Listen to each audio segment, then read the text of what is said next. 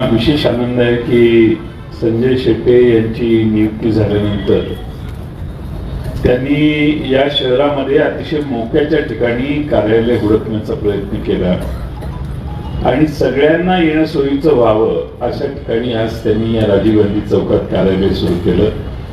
त्याच्या उद्घाटनासाठी आपण जमलेलो आहोत. कल्पकता, प्रयत्न, चिकाटी याच्यामुळेच मला वाटतं संजय शेट्टे हे शक्य आहे.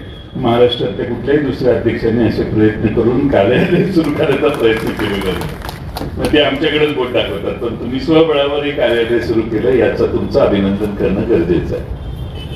आपल्या सगळ्यांना कार्यालयात येऊन पक्षाचे प्रत्येक भागातल्या लोकांचे, सामान्य लोकांचे प्रश्न इथं देता यावेत. इथून कार्यालयात पक्षाची ध्येय धोरणं, पक्षाचे पुढचे कार्यक्रम ठरवण्यात यावेत. यासाठी कुठेतरी एकत्रित बसायची व्यवस्था आज झाली. अधिक चांगला आकार आपल्या पक्षाला येईल अशी माझी खात्री आहे. विधानसभा, लोकसभा आता होतील, त्यामुळं जिल्हा परिषद, पंचायत समिती आणि नगरपालिकेची चर्चा इतक्यात करायची नाही. जेव्हा येईल त्यावेळी त्यावेळेच्या सर्व मित्र पक्षांची बोलून आपण काय करायचं ते ठरवू. आज आपल्याला लोकसभेची तयारी करायची आहे.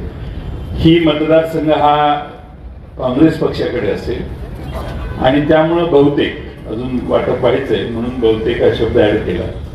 तो जर झाला तर आपल्या सगळ्यांना आपल्या मित्र पक्षाचं काम करायला लागेल. त्या पद्धतीनं तुम्ही काम सुरू कराल असं मला विश्वास आहे. पक्ष कसा बांधावा, अहमदपूर आणि उदगीर एवढ्या पुरता आपला पक्ष मर्यादित राहू नये आणि हेच सगळे अनेक वर्ष आमच्या सगळ्यांच्या मनात होतं. आपला पक्ष प्रत्येक तालुक्यात वाढला पाहिजे. प्रत्येक तालुक्याच्या तालुका अध्यक्षाने पक्षाचं जाळं निर्माण केलं पाहिजे. तालुका अध्यक्षांनी आपल्या तालुक्यात कितीही प्रतिकूल परिस्थिती असली तरी तिथं नव्या पिढीची माणसं पक्षाला जोडण्याचं काम केलं पाहिजे. आणि तालुका राष्ट्रवादी काँग्रेसची संघटना व्यवस्थित पाहिजे, युवकांची पाहिजे, महिलांची पाहिजे, सगळे सेल जागेवर पाहिजे. हे काम आपण जर केलं तर तुम्हालाच लक्षात येईल की किती बहरलाय आणि वाढलाय पक्ष.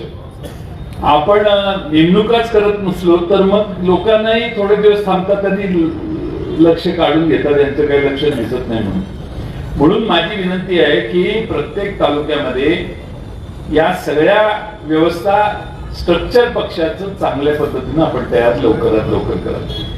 तुम्ही तुमचे पदाधिकारी जर 1,500-2,000 केले तर आणखीन वेगळी काही आवश्यकता नाहीये आणि तेच पदाधिकारी खाली काम करू शकतील. आता आपण ज्या ठिकाणी विधानसभा लढवत नाही, लोकसभा लढवत नाही, काही वेळा जिल्हा परिषद आणि नगरपालिकाही लढवलेले नाहीत काही भागात, तर माझी विनंती आहे की त्या सर्व ठिकाणी त्या गावामध्ये राष्ट्रवादी काँग्रेस पक्षाची कमिटी करा. बूथ राहू दे. प्रत्येक गावात तुमच्या तालुका अध्यक्षांनी प्रत्येक गावात गावाची कमिटी करावी, फादरबॉडीची करावी, युवकांची करावी आणि महिलांची 10 कमिटीत महिला असल्या चालतील. गावात माणसं 10 जरी असली पार्टीचे एक गाव अध्यक्ष करून केला, ते नंतर पर्यायाने पलीकडे जाऊन खाली बूथवर जाण्याचं काम करते. त्यामुळे पहिला कार्यक्रम हातात घेतला पाहिजे. ज्या ठिकाणी आपल्याला चांगलं आहे तिथं बूथवर जावाच, त्याला बंदी नाही. पण जिथं आपल्याला कमी आहे त्या ठिकाणी गाव राष्ट्रवादी काँग्रेस कमिटी कशी स्थापन होईल हे बघण्याचा प्रयत्न करा. राज्यामध्ये अनेक प्रश्न आहेत. ते प्रश्न आपण इतर कुठल्याही पक्षापेक्षा पहिल्यांदा मांडले पाहिजे. शेतकऱ्यांच्यावरचे प्रश्न आहेत, शेतकऱ्यांच्यावर अन्याय आहे.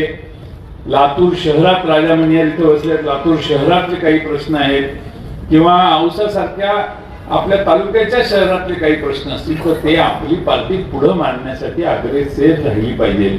तर लोकांना लक्षात येतं की ही पक्ष आपल्यासाठी काम करतो. त्यामुळे दुसऱ्या सगळ्यांनी 4 जणांनी आंदोलन केलं आणि नंतर आपण जागे झालो तर ती काही चित्र बरोबर नाही. त्यामुळे कोणतीही घटना घडल्यानंतर पहिला आपला कार्यकर्ता पोहोचला पाहिजे.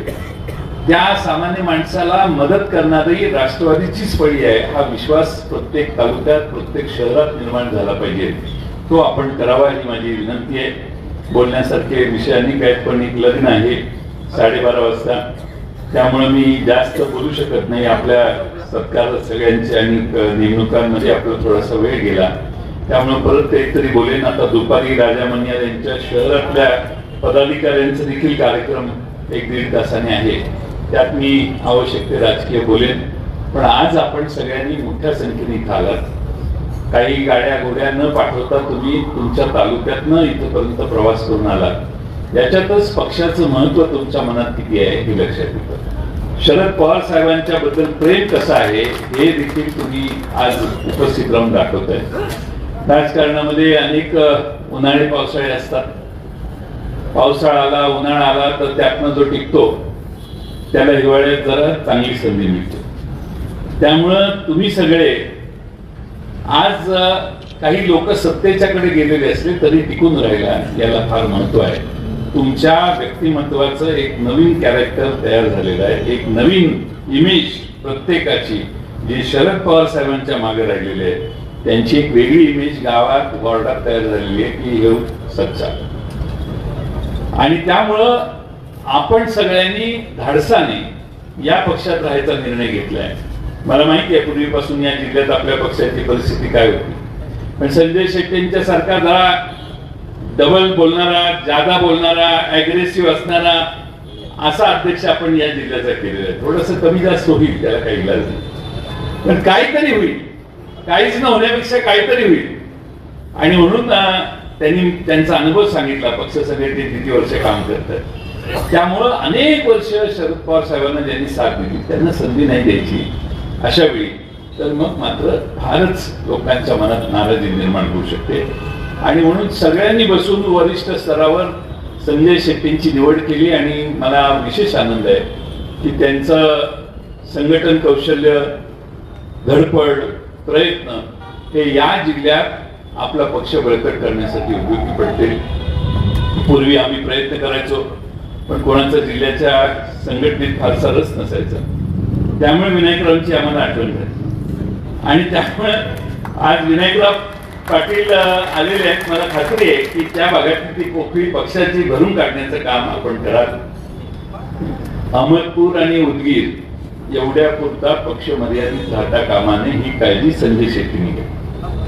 अहमदपूरची काळजी विनायकराव पाटील आणि आपले सगळे पक्षातले जुने नेते घेतील. शिवाजीराव मुळे आहेत ते त्यांच्या मतदारसंघातली काळजी घेतील. त्यांची ती त्यांनी बघावं. आणि उरलेले सगळे तालुके जे आहेत त्या ठिकाणी पक्ष कसा उभा करायचा याची धडपड ही संजय शेट्टींनी जाणीवपूर्वक करायचा प्रयत्न केला. विचित्र वर्ष 2 वर्षात करले आणि त्यासाठी आपण सगळ्यांनी कार्यरत राहावं. मी जास्त वेळ बोलत नाही कारण आज एक कार्यक्रम करून परत राजा मनियार यांचा कार्यक्रम, त्याच्या आधी संजय शेट्टींचा अजून एक कार्यक्रम करून मला 3:30-4:45 निघायचंय. आणि म्हणून तुम्हा सर्वांचं आज इथं उपस्थित उन्हाची भर वेळ असताना इथं उपस्थित राहिला याबद्दल आपल्या सगळ्यांचे धन्यवाद व्यक्त करतो आणि पुढे जाण्यासाठी रजा घेतो. धन्यवाद. धन्यवाद साहेब.